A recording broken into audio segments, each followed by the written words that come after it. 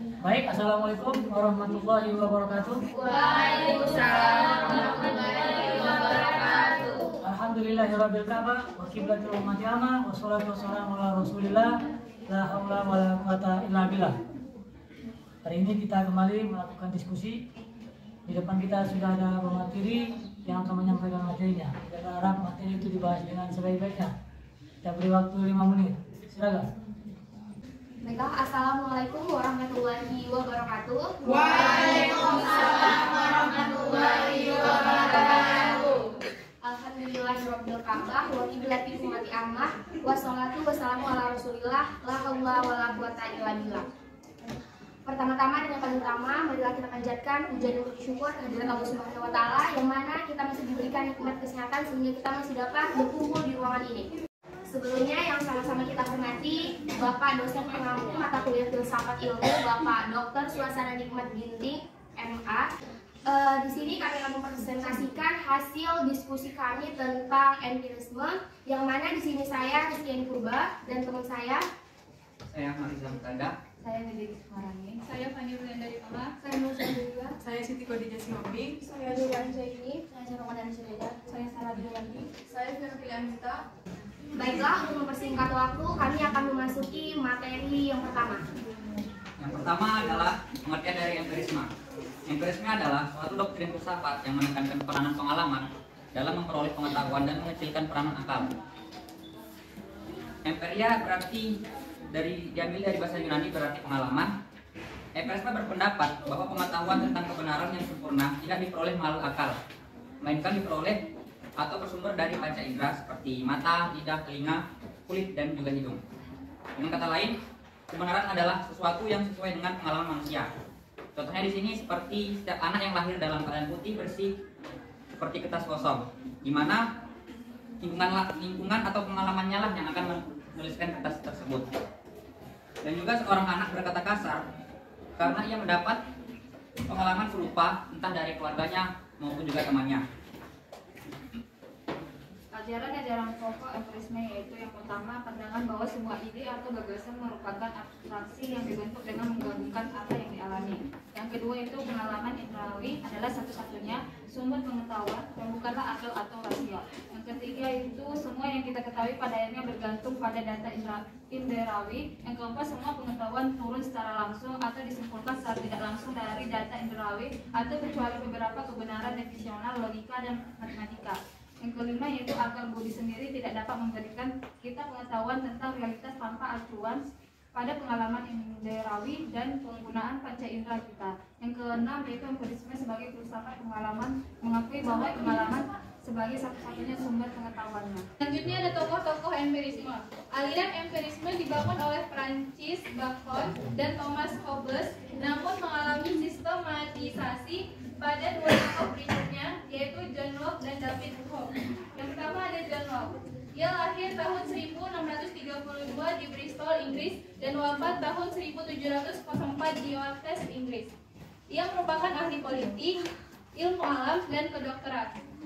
Pemikiran John termuat dalam 3 buku. Yang pertama itu Easy Concerning Human Understanding yang terbit tahun 1600. Yang kedua Letter on Toleration terbit tahun 1689 sampai 1692. Dan yang ketiga Two Treatises on Government yang terbit tahun 1690. Aliran ini muncul sebagai reaksi terhadap aliran rasionalisme.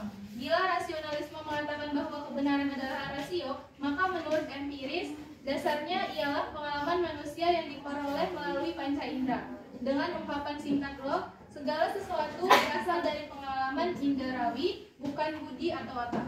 Maka tak lebih dari sehelai kertas yang masih putih, baru melalui pengalamanlah kertas itu terisi. Dengan demikian, ia menyamakan pengalaman batiniah atau yang bersumber dari akal budi dengan pengalaman lahiriah yang bersumber dari empirik. Kemudian selanjutnya yang B adalah David Hume pada tahun 1711 sampai 1776. David Hume lahir di Edinburgh, Scotland tahun 1711 dan wafat tahun 1776 di kota yang sama. Hume seorang yang menguasai hukum, sastra, dan juga filsafat. Karya terpentingnya ialah Enquiry Concerning Human Understanding, terbit pada tahun 1748, dan an inquiry into the pursuance of moral yang terbit tahun 1751. Pemikiran empirisnya terakumulasi dalam ungkapannya yang singkat, yaitu I never catch myself at any time without perception, yaitu saya selalu memiliki persepsi pada setiap pengalaman saya. Dari ungkapan ini Wu menyampaikan bahwa seluruh pemikiran dan pengalaman tersusun dari rangkaian kesan atau impression. Pemikiran ini lebih maju selangkah dalam merumuskan bagaimana sesuatu pengetahuan terangkai dan pengalaman, yaitu melalui suatu institusi dalam diri manusia dan kemudian menjadi pengetahuan. Selanjutnya ada jenis empirisme, yaitu yang pertama empiriokritisisme, disebut juga mecisme, sebuah aliran filsafat yang bersifat subjektif sampai idealistik. Aliran ini didirikan oleh Avenarius dan Mach. Inti aliran ini adalah ingin membersihkan pengertian pengalaman dari konsep substansi, keniscayaan, kausalitas, dan sebagainya sebagai pengertian a priori. Sebagai gantinya, aliran ini mengajukan konsep dunia sebagai kumpulan jumlah elemen-elemen netral atau sensasi-sensasi. Aliran ini dapat dikatakan sebagai kebangkitan kembali ide Berkeley dan Hume, tetapi secara sembunyi-sembunyi, karena dituntut oleh tuntunan sifat netral filsafat. Aliran ini juga anti-metafisik. Lalu yang kedua ada empirisme logis. Analisis logis modern dapat diterapkan pada pemecahan-pemecahan problem filosofis dan ilmiah. Empirisme logis berpegang pada pandangan-pandangan berikut. Yang pertama, ada batas-batas bagi empirisme, prinsip sistem logika formal, dan prinsip kesimpulan induktif.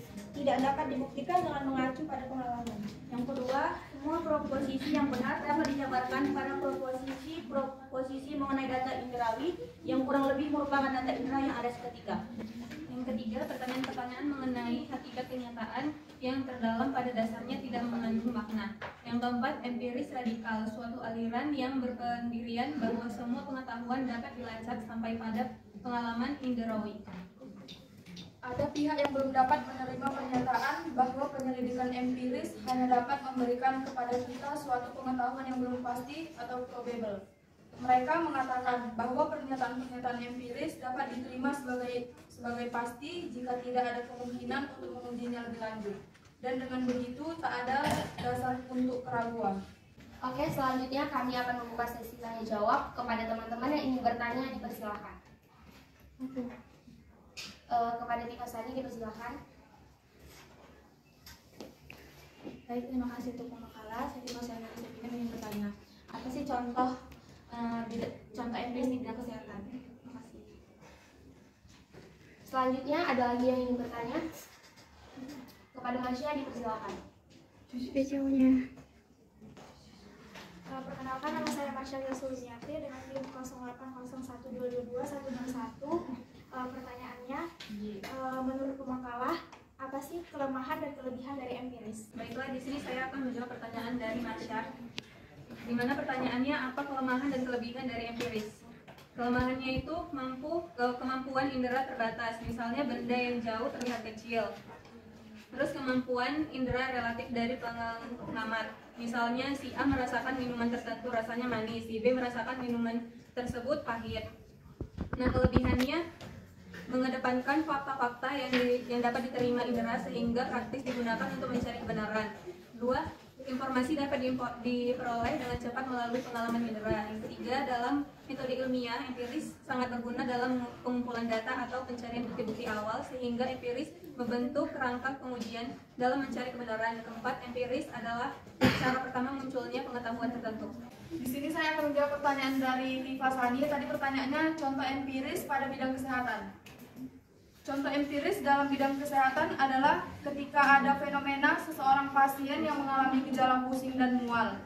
Agar mengetahui penyakit yang diderita, dokter melakukan berbagai macam pengecekan kesehatan, seperti tes laboratorium, pengambilan darah, dan lainnya. Cukup sampai di sini diskusi kita pada hari ini. Jangan lupa nonton, like, comment, and subscribe. Kami ucapkan wassalamualaikum warahmatullahi wabarakatuh.